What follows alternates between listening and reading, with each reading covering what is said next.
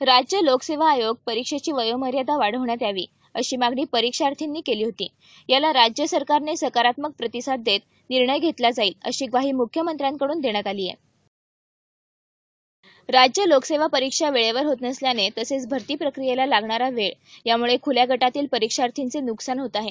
त्याचप्रमाणे वयोमर्यादेमुळे देखील कित्येक परीक्षार्थींना संधीपासून वंचित राहावे लागते। या पार्श्वभूमीवर राज्य लोकसेवा आयोग परीक्षेची वयोमर्यादा वाढवण्यात यावी अशी मागणी परीक्षार्थींनी राज्य सरकारकडे केली होती। लोकसेवा आयोगाच्या परीक्षेसाठी खुल्या प्रवर्गातील विद्यार्थ्यांना 35 ऐवजी 40 तर फौजदारी परीक्षेसाठी 28 वर्षांपर्यंतची वयोमर्यादा वाढवण्यात यावी अशी ही मागणी यावेळी करण्यात आली होती।